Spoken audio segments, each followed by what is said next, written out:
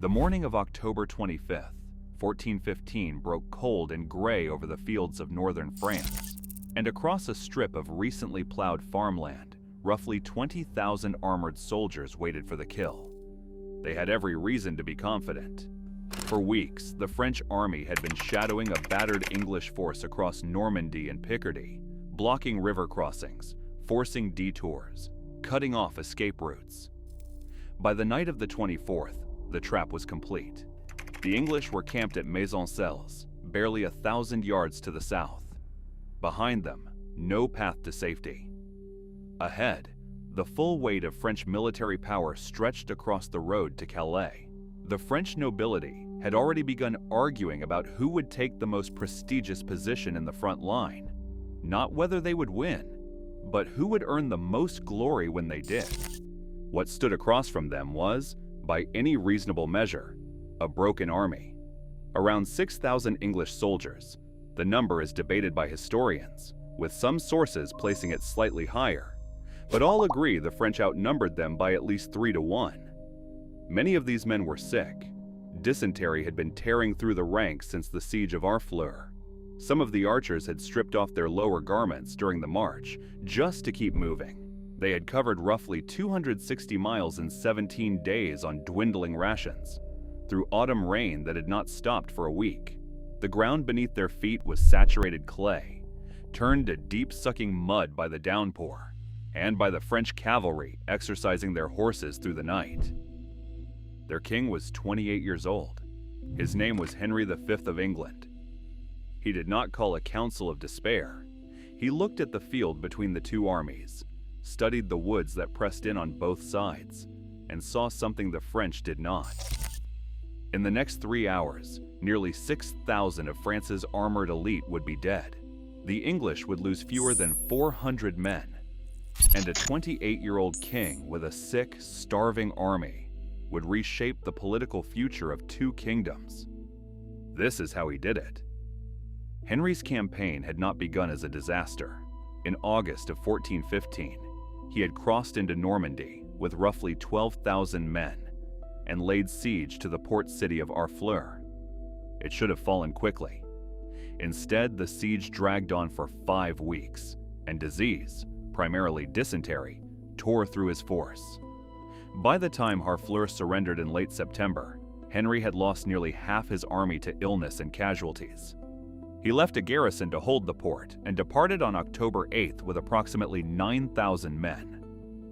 The plan was simple. March northeast to Calais. The English held port on the Channel, board the fleet, and return to England before winter closed in. It was a withdrawal, not a campaign of conquest, not a march toward glory, just survival and extraction. The French had other plans. Constable Charles d'Albret and Marshal Jean Boucicaut had been tracking Henry carefully. They positioned their growing army north of the Somme River, blocking every direct crossing point and forcing the English to march inland, searching for a ford far to the east. Every additional mile was another day without food, another night in the rain, another morning with fewer healthy men. By the time Henry found a crossing and turned north again toward Calais, the French had repositioned across his path near the village of Agincourt. On the evening of the 24th, the armies settled within sight of each other. The French chose a wide position to the north, and in doing so, they made their first error. The battlefield they had selected was flanked on both sides by dense woodland, the woods of Agincourt to the west, the woods of Tramecourt to the east. At its narrowest point, the corridor between those two forests was approximately 750 yards wide. For an army of 20,000, this was not a battlefield. It was a funnel. Henry saw it immediately. He walked the ground at Maisoncelles, studying the terrain, measuring the distance, calculating what the clay would do to a man wearing 40 pounds of plate armor after crossing 300 yards of rain-soaked, horse-churned farmland. The French cavalry had been exercising on that ground all night, tearing it up further. What was already bad had become something close to a swamp. He gave his archers an order that might have seemed strange to anyone who did not understand what he was planning. Each man was to cut a long wooden stake, sharpen both ends, and carry it into battle. These were called palings. Driven into the earth at an angle facing the enemy, they would form a bristling barrier against cavalry charges. The English had used variations of this before, but the way Henry intended to use them at Agincourt was something else entirely. The French plan was not unreasonable on its face. They had drawn up a formation of 3 massive waves of dismounted men-at-arms, stacked deep, with cavalry wings on the flanks to sweep around the English line. Their archers and crossbowmen were theoretically positioned in front. The weight of French chivalric doctrine held that heavily armored mounted men-at-arms, striking in mass, would simply overwhelm whatever stood before them. They had the numbers, they had the equipment, they had the position. What they did not have was room to use any of it. As a force of 20,000 advanced into that 750-yard corridor, the physics of the battlefield would begin working against them before a single arrow flew. The files of men could not spread wide. The woods sealed both flanks. They could only press forward, compressing tighter and tighter as they moved through the narrowing approach. The men at the edges pushed inward by the tree line. The men at the back pressing those in front. Plate armor that could turn a sword blow could not give a man room to lift his arms when the soldier beside him was jammed against his shoulder. And every step through the deep, churned mud was draining energy that would be needed for the fight. The French crossbowmen and infantry who should have provided range support were, according to contemporary records, largely left out of the battle formation entirely. The nobility of France had decided this would be a chivalric engagement, their moment to restore honor and crush a weakened enemy. The missile troops were sidelined. It was an act of tactical arrogance that would cost them everything. Henry's plan was not to charge the French. It was to make the French come to him, across ground he had chosen, into a formation he had designed to kill them at range, before any of them reached his line. At dawn on 25th of October, the feast day of St. Crispin, Henry deployed his army across the full 750-yard gap between the two woods. The center held his dismounted men-at-arms, standing shoulder to shoulder 4 ranks deep. Henry himself was among them. On both flanks, wedges of longbowmen projected slightly forward into the field, angled so that their fire would converge on anything that entered the corridor. Each archer drove his sharpened stake into the mud before him. 3 English divisions formed the line, the right wing under Edward, Duke of York, the center under the King, the left wing under the experienced Baron Thomas Camoys. The archers were commanded overall by Sir Thomas Erpingham. The armies faced each other for roughly 3 hours that morning. Neither moved. The French were comfortable waiting. More forces were supposedly on the way, and time favored a larger army. Henry could not afford to wait. His men were weakening by the hour. The longer the standoff continued, the worse the odds became. So Henry did something that could have ended the battle in catastrophe before it began. He ordered the entire English army to advance. Every stake had to be pulled from the mud, carried forward, and replanted in a new position roughly 300 yards from the French line, within effective killing range of an English longbow. This meant an army of 6,000 was in motion across open ground, carrying their own defensive barriers, with their backs exposed to French cavalry that could have charged and shattered the English line mid-movement. It was the most dangerous moment of the entire battle. Why the French cavalry did not charge at that moment is a question historians still debate. Some accounts suggest the French ranks were disorganized. Horses had wandered. Some knights had dismounted to warm themselves. The command structure was struggling to coordinate such a vast and noble heavy force. Other accounts suggest the French were simply waiting for the English to complete an attack, and were surprised when the English stopped, replanted their stakes, and began shooting instead. The exact answer is unclear. What is clear is the result. The English replanted their stakes. Sir Thomas Erpingham raised his baton. The archers drew.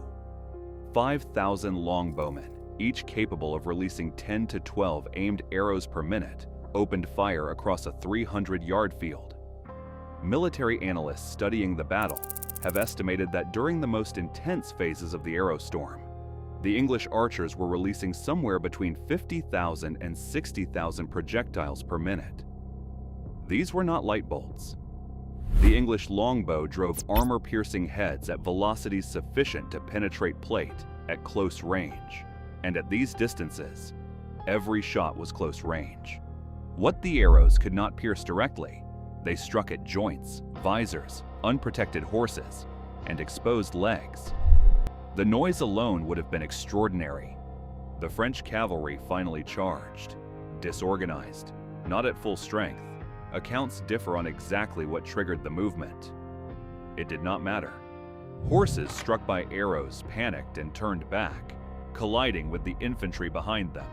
Wounded horses fell in the deep mud and could not rise, tripping the men pushing forward from behind. Those that reached the line of sharpened stakes were deflected or brought down before they could break through.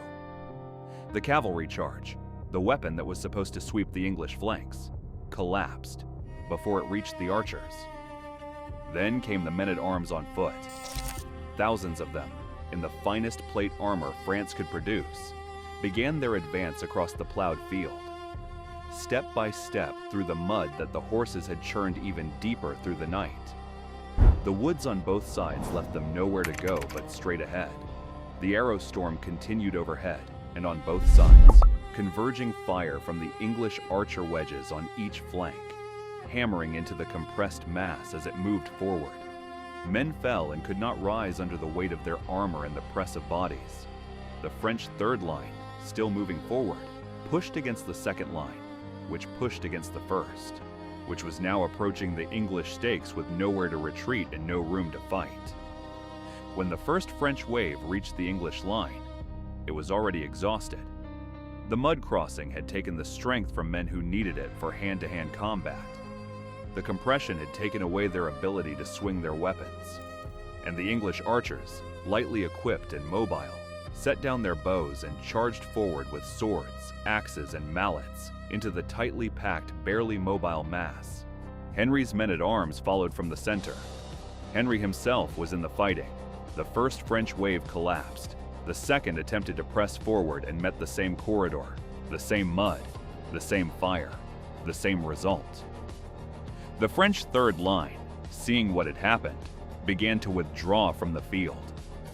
During the battle, an attack on the English baggage train at the rear, carried out by local opportunists, not a military force, prompted Henry to issue a controversial order.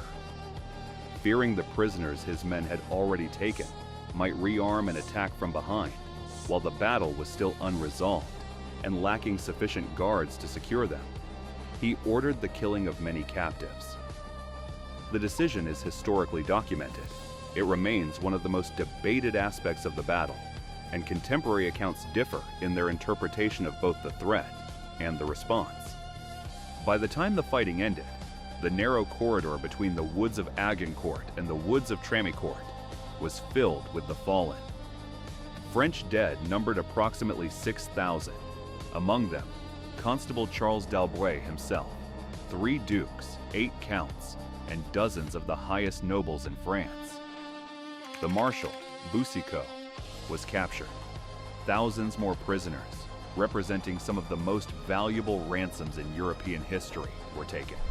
English losses totaled approximately 400, with combat deaths likely in the low hundreds. The ratio of casualties, roughly 3 or 4 to 1 in French favor at the start, roughly 15 to 1 in English favor at the end, was one of the most asymmetric results in the history of medieval warfare. Henry had not beaten the French army by brute force. He had made the battlefield do the work. The woods prevented the flanks from opening. The mud turned every step toward him into an act of exhaustion. The stakes stopped the cavalry before it could scatter the archers. The archer wedges created crossing fields of fire that the French had no answer for because they had sidelined their own ranged troops. And when the French line finally reached him, the men who arrived were already spent. packed so tightly they could barely swing, standing in mud that pulled at their feet, with 50,000 arrows still in the quivers behind them. He had read the corridor between those two woods, and built a killing machine out of stakes, mud, rain, and elevation. The consequences stretched far beyond one afternoon in Picardy. Agincourt did not end the 100 Years' War, but it destroyed France's organized military leadership in the north. With the constable dead, the marshal captive, and the flower of French nobility shattered, resistance collapsed. Henry moved systematically through Normandy in the years that followed, capturing territory his predecessors had only dreamed of reclaiming. In 1420, 5 years after that muddy field, the Treaty of Troyes named Henry V Regent of France and heir to the French throne, a political settlement that would have been unthinkable before October 25th.